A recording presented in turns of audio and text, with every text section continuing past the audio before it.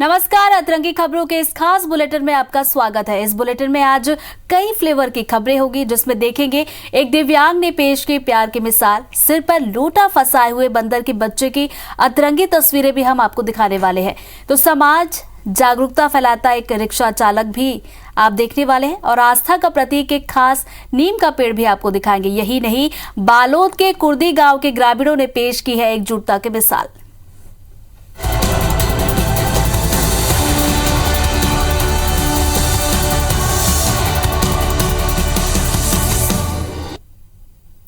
जिंदगी मुकम्मल ना भी हो तो शिकवा नहीं, प्यार की खातिर मैं हर दरिया पार कर जाऊंगा। जी हाँ, कुछ इसी तरह की भावनाओं के साथ एक दिव्यांग भिखारी ने अपने प्यार के लिए अनोखी मिसाल पेश की है। देखते हैं मध्य प्रदेश के छिंदवाड़ा के रहने वाले इस भिखारी के अतरंगी प्यार की अतरंगी कहानी।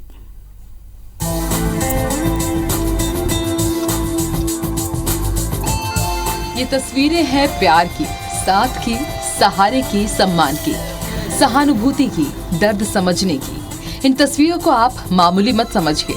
इन तस्वीरों के पीछे अनोखे प्यार की कहानी सुनकर आप भी कहेंगे कि वाकई प्यार और रिश्ता हो तो इनके जैसा, और निभाने वाला भी हो तो इनके जैसा।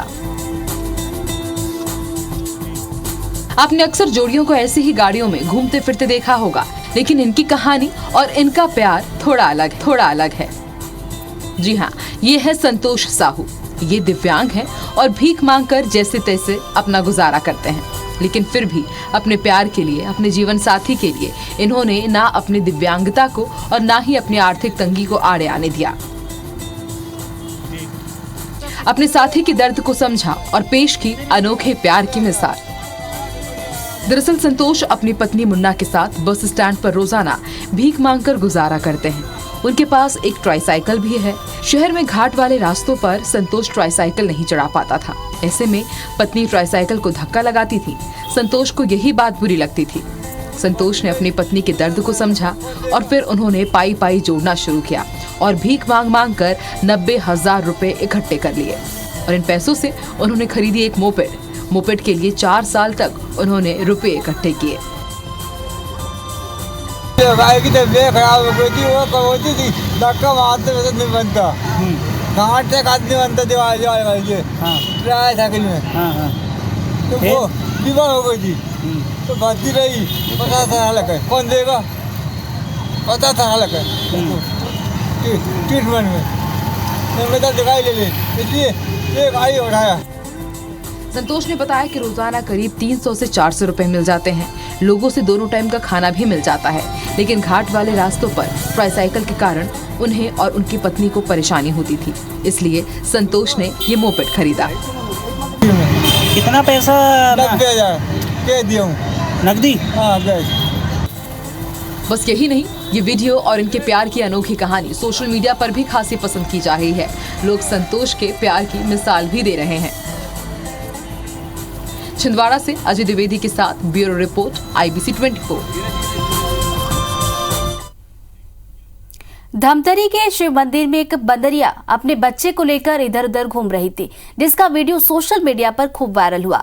दरअसल बंदर के छोटे से बच्चे ने मंदिर में जल चढ़ाने के लिए रखे लोटे में अपना मुंह घुसा लिया था, जिसके बाद परेशान बंदरिया अपने बेटे को लेकर 2 दिनों तक घूमती रही। जिसके बाद क्या कुछ हुआ, आइए जानते हैं इस अतरंगी खबर में। ये वीडियो देखकर आपको हंसी जरूर आ रही होगी, लेकिन आप उस बंदर की माँ का दर्द भी समझ सकते हैं, जो अपने बच्चे को सीने से लिपटाकर इधर उधर घूम रही है। कभी इस पेड़ पे तो कभी उस पेड़ पर, भारी गर्मी में मदद की आस लिए कि कोई इस लोटे को उसके बच्चे के सिर से निकाल दे। लेकिन बच्चे का सिर पूरे 2 दिनों तक इसी लोटे में फंसा रहा। 2 दिन तक माँ अपने बच्चे को लेकर इलाके में घूमती रही। इस दौरान लोग उसे पकड़ने की कोशिश तो कर रहे थे ताकि वो उसकी मदद कर सके, लेकिन गुस्साई माँ किसी के हाथ नहीं आ रही थी। ये वायरल वीडियो धमतरी जिले का बताया जा रहा है, जहां जिले के स्थानीय शिव मंदिर में जल चढ़ाने के लिए लोगों ने लोटा रखा हुआ था। आसपास काफी पेड़ थे और उन पेड़ पर बंदर उछल कूद मचा रहे थे। तभी इस बेबी मंकी ने अपना सिर लोटे में शायद कुछ खाने या पीने की लालच में फंसा लिया। 2 दिनों तक ये बंदर का बच्चा अपनी माँ के साथ लोटे में सिर डालकर रह रहा था और इसका वीडियो सोशल मीडिया पर तेजी से वायरल हो रहा था। लेकिन 2 दिनों बाद अचानक लोटा बच्चे के सिर से निकल गया तो लोगों ने राहत की सांस ली और सोशल मीडिया पर इस लोटे की तस्वीरें वायरल कर दी। फिलहाल अभी बंदर के बच्चे की स्थिति ठीक है। माँ और बच्चा अपने बाकी साथियों के साथ शिव मंदिर में ही विचरण कर रहा है। Bureau report IBC 24।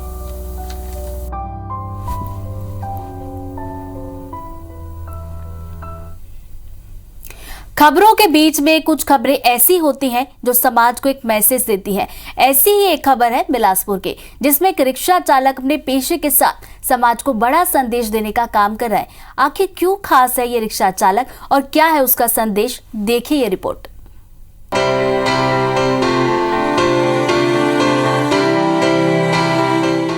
ये रिक्शा दूसरे रिक्शों से बिल्कुल अलग है। अब आप सोच रहे होंगे ऐसा क्या खास है इस रिक्शे में, तो चलिए मिलाते हैं इस खास रिक्शे के मालिक से। ये हैं बलवंत सिंह जांगड़े, जो बिलासपुर के देवरी खुर्द में रहते हैं और पेशे से रिक्शा चालक हैं। लेकिन रिक्शा चलाने के साथ ही बलवंत ने सामाजिक कुरीतियों और बुराइयों को लेकर समाज को जागरूक करने का बीड़ा उठाया है और इसके लिए बलवंत ने अपने रिक्शे को ही माध्यम बनाया है। पूरे रिक्शे को उन्होंने जागरूकता के संदेशों से भर दिया है। 1984 में से चालू किया हूँ रिक्शा चलाना। जब से मैं जागरूक के लिए एक दूसरे को समझौता के लिए लिखता हूँ ताकि लोग चलते हुए चलते रहे, कहीं किसी का नुकसान ना हो। जैसे मान लो लड़की लड़की हुआ तो बोलते हैं लड़की लड़की हो रहा है, ये तो भगवान का देन है ना, ये कोई मनुष्य का देन नहीं है। हाँ जी, जागरूक करता हूँ। बैठ के पढ़ते हैं, पूछते हैं कौन लिखा है, तो मैं बोलता मैं लिखा हूँ।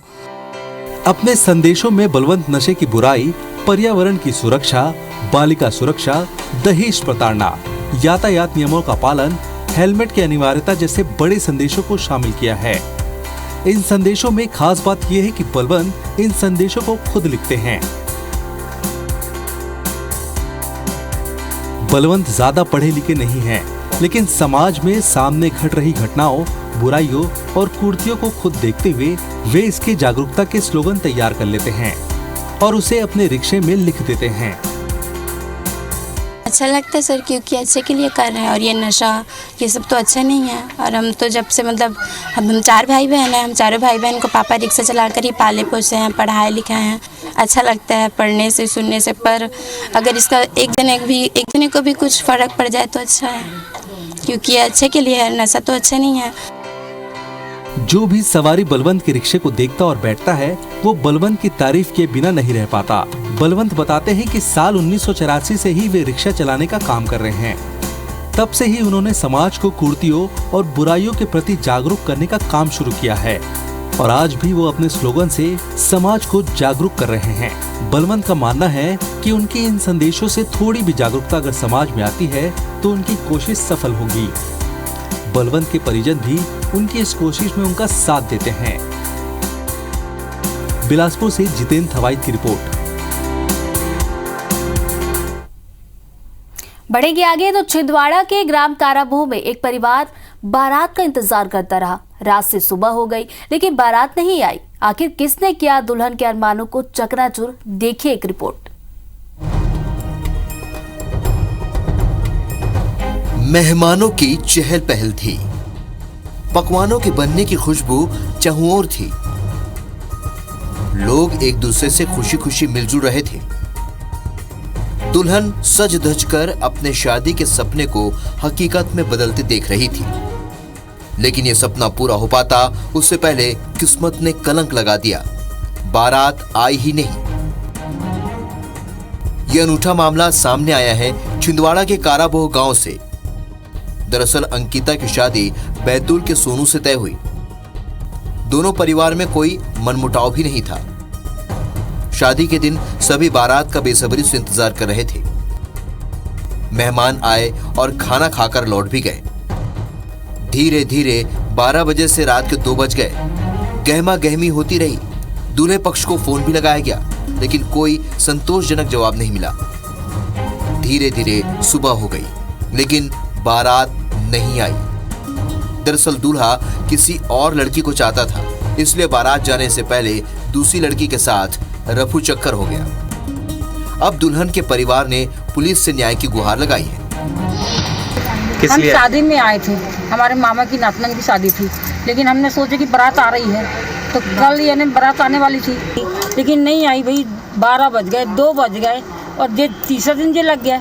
तो हम थाने आए, यहाँ पे सभी लोग पूरे इकट्ठे यहाँ पे देने के लिए, आवेदन देने के लिए। हमारी कोई सुनाई नहीं हो रही वहाँ पे। ये जानकर अब आप चौंक जाएंगे कि दूल्हा कोई और नहीं बल्कि कानून का पालन करने वाला पुलिसकर्मी है। दूल्हे की इस हरकत ने दुल्हन के न सिर्फ अरमानों का गला घोट दिया, बल्कि समाज में जिंदगी भर की जिल्लत का जख्म दे दिया। तत्काल एक्शन का दावा करने वाली पुलिस अब अपने ही विभाग के दूल्हे की गिरेबान तक पहुंचने में सुस्त नजर आ रही है। कल वहाँ किसी बच्चे के यहाँ बारात आने वाली थी, लेकिन वो बारात रात में पहुँची नहीं है। इस संबंध में थाना देहात में आवेदन प्राप्त हुआ है और उस आवेदन में हम जांच कर रहे हैं कि किन परिस्थितियों में बारात नहीं आई है। लड़के पक्ष कहीं बाहर के रहने वाले हैं, उनको बुलाया है, उसके बाद जो वैधानिक कार्रवाई होगी। आने वाला वक्त पुलिस के लिए किसी परीक्षा से कम नहीं। अब देखना होगा कि पुलिस कानून को सर्वोपरि रखकर दुल्हन के सपनों को चकनाचूर करने वाले आरोपी पुलिसकर्मी पर क्या एक्शन लेती है। अजय द्विवेदी, IBC 24, छिंदवाड़ा। तो आज हम आपको एक ऐसे पेड़ के बारे में बताने वाले हैं जिसमें बसते हैं भगवान। हिंदू परंपराओं में वैसे तो पेड़ों का अलग ही महत्व है और ऐसे कई त्योहार भी हैं जिनमें विशेष तौर पर पेड़ की ही पूजा की जाती है, मगर आज हम आपको जिस पेड़ के बारे में बताने वाले हैं वह हर रोज पूरा का पूरा गांव पेड़ को पूजता है और दिवाली में तो खास तौर पर पूजा की जाती है। क्यों जुड़ी है इस पेड़ से कन्हार गांव की आस्था, देखिए इस सतरंगी रिपोर्ट में।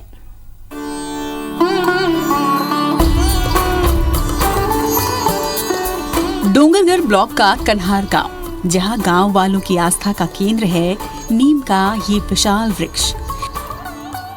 वैसे तो भारत विविधताओं का देश है और यहाँ पर पृथ्वी, पत्थर और जल से लेकर अग्नि की भी पूजा की जाती है।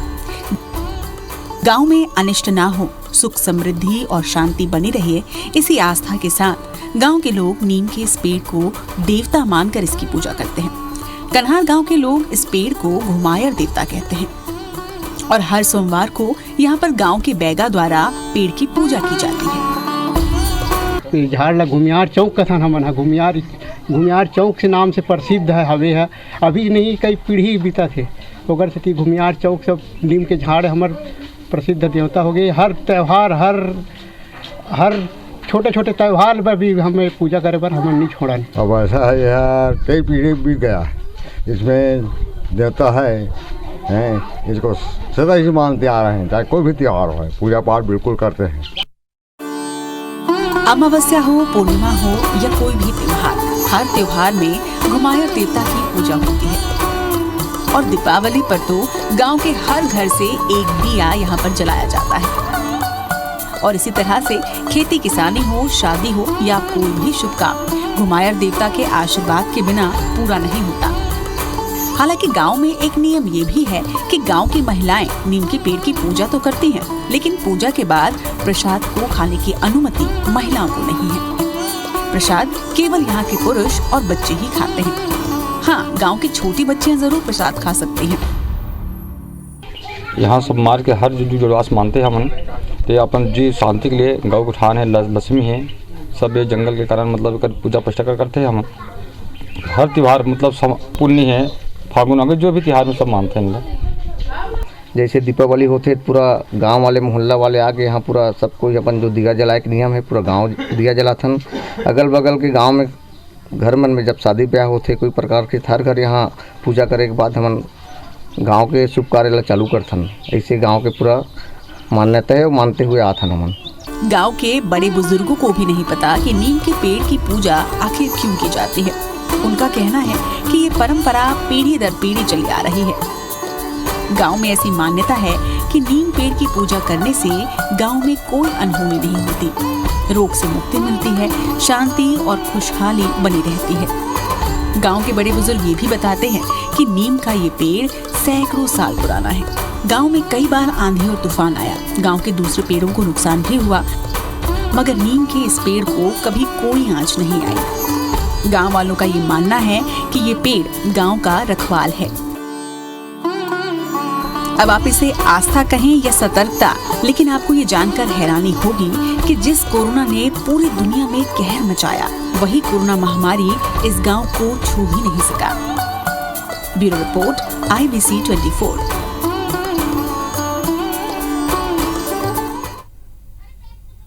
और अब आपको एक ऐसे गांव के बारे में बताते हैं जहां के ग्रामीणों ने अपनी समस्या का समाधान खुद निकाला। ग्रामीणों ने अपनी मेहनत और सूझबूझ से गांव के 2 तालाबों और एक बांध को पानी से लबालब भर दिया। लेकिन कैसे, देखिए इस रिपोर्ट में।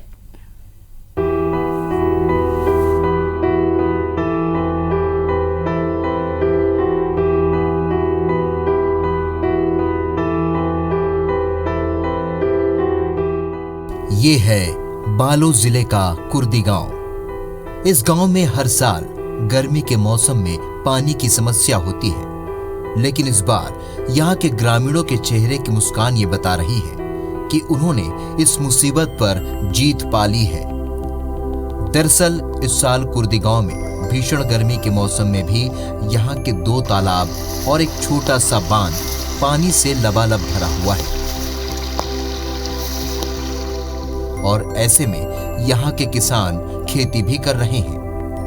बालोद जिले के कुर्दी गांव की आबादी लगभग 1400 है और बीते कई सालों से यहाँ के ग्रामीण पानी की समस्या से जूझ रहे थे, लेकिन गांव वालों की एकजुटता ने इस गांव की तस्वीर बदल दी है। यहाँ पानी की समस्या भी लगभग खत्म हो चुकी है।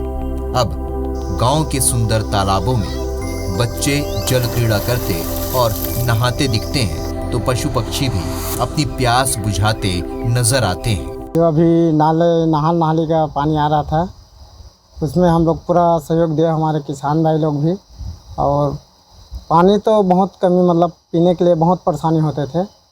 और जैसे भी पानी हमारे बांध और तालाब में भरे तो वाटर लेवल, सभी बोर का वाटर लेवल पूरा आ गया है। JCB माध्यम से तालाब गहरीकरण और अस्थायी नाली 4-5 किसानों के माध्यम से खनन हुआ है, जिसको पानी तो कंप्लीट हो गया है। अब उसमें वापस अस्थायी नाली को उसको पाट दिया जाएगा और वापस खेती के लायक उसको बना दिया जाएगा। दरअसल गांव से लगभग 1.5 किलोमीटर की दूरी पर एक नहर है, लेकिन गांव तक इसका पानी नहीं पहुंच पाता था। ऐसे में गर्मी के मौसम में पानी की समस्या से ग्रामीण जूझ रहे थे। गांव के बोर से भी ठीक से पानी नहीं निकल पाता था।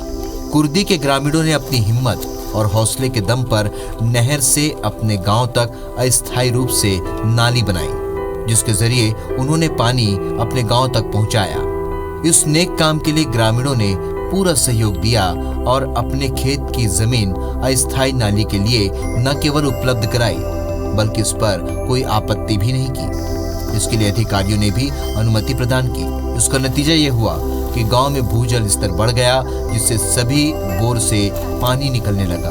अब किसान भी खुश नजर आ रहे हैं। आके यहाँ सर्वे भी करीस, पानी के मुआयना करीस, तब ओकर बाद हम लोग हमन से पंचायत मिल के कि पानी राय कारण थोड़ा नाली वगैरह व्यवस्था करें, किसान मन से अपन जमीन मांग के, और वहाँ से भी हमारा पानी मिली भरपूर। कहा जाता है कि जल है तो जीवन है, जिसकी महत्ता हर किसी को समझनी होगी। कुर्दी गांव के ग्रामीणों ने मानव समाज के सामने 2 अनोखे उदाहरण पेश किए हैं। पहला ये कि अगर एकजुटता हो तो हर समस्या का समाधान निकाला जा सकता है, और दूसरा ये कि पानी बचाना हर किसी की जिम्मेदारी है। मोहनदास मानिकपुरी, IBC 24, बालोद।